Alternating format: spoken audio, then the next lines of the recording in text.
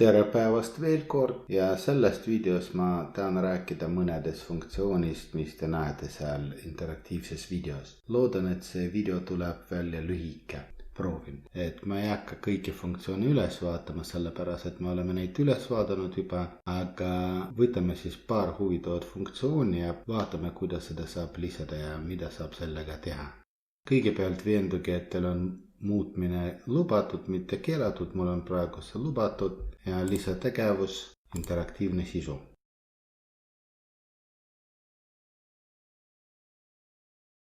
Ja kõigepealt anname sellele pealkirja. Mul on selleks ülesandeks valmistatud selline lühike fun interactive video. Nii, lisasin selle video siia ja kuna ma ei ole kindel, mis selle video kvaliteet on, ma lihtsalt jätan kvaliteet 1. Ja nüüd siis läheme interaktsioonidele. Ja väga huvitav interaktsioon on see navigation hotspot. Et näiteks kui te õpilane asub kuskil siin videos 9. sekundil ja te tahate näiteks, et õpilane hüppaks, no ütleme, et esimesele minutile. Ja te tahate, et siia ilmuks see nupp ja nupu peale vajutamisel siis õpetaja hüppab edasi. Kõigepealt lisame selle hotspoti siia ja tüübiks on ajakood. Võib neid muidu saada teisele lehele, aga meil on vaja ajakoodi.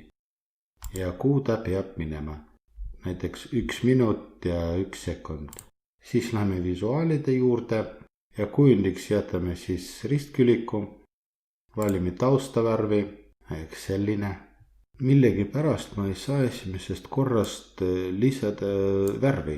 See on juba teine kord, kui see juhtub, aga tegelikult see peab töötama.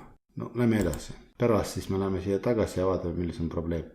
Alternatiivtekst ja siis tuli punkti sild. Sildi me peame näitama ja seda värvi saab ka muuta, vähemalt teoorias. Ja siis vaatame, mis sellest saab. Ja kui õpilane jõuab siiani, siis tuleb see nupp siia, hüppa edasi. Ja tegelikult see töötab, vaadake, see hüppas siis esimesele sekundile. Aga nüüd siis läheme tagasi ja vaatame settingud üle.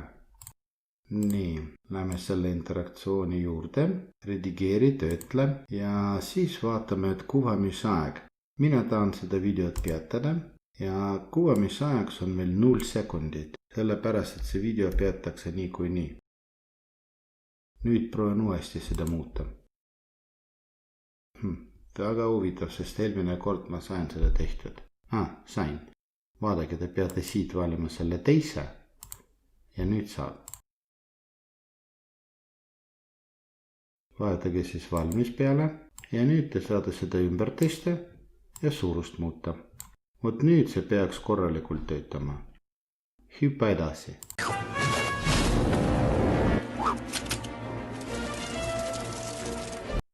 Ja samas saab lisada veel ühte nuppu ja see nupp näiteks saadab õpilasi tagasi.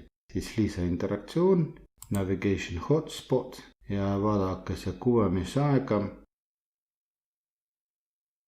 Kui te muidu tahate, et see ilmuks täpselt samal ajal nagu see, vaadake, mis on selle kuvamisaeg. Üks hetk.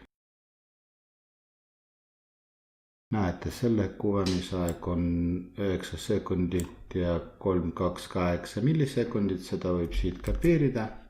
Valmis ja siis seda võib nüüd redigeerida. Siin te panete seda aega, video peatamine ja näiteks te tahate, et ta hüppaks 6. sekundile. Nii, lähme edasi. Millegi pärast talle see ei meeldi. 6 sekund on see ja siia võib 0 panna. Ikka ei sobi. Huvitav miks? Siin peab punkt olema. Ikka ei tööta. Okei, siis võib siit vaadata. Võtkem siit kapeerimine ja siia näiteks paneme 6. Vot siis see töötab. Valime värvi. Siia vajutame siia peale. Värvi võib siit ka valida. Näiteks selline. Choose. Nüüd on kõik korras. Siin on mine tagasi. Ja siia sama teksti. näite sildi ja sildi värv on näiteks selline. Ja nüüd, kui õpilane jõuab selle punktini, tulevad need 2 nuppu ette. Muidu siin peab suurust muutuma, seda peab ka ümber tõstma. Aga vaadake, ta hüppab edasi või tagasi. Ja siis muuda sätted. Ja läheme siis siia interaktsioonile ja muudame suuruse. Ja seda saab ka ümber tõsta. Nüüd ma loodan, et see ülesanne on teile selge ja te saate sellised ülesanded edaspidi ise teha. Tänan vaatamast, head aega!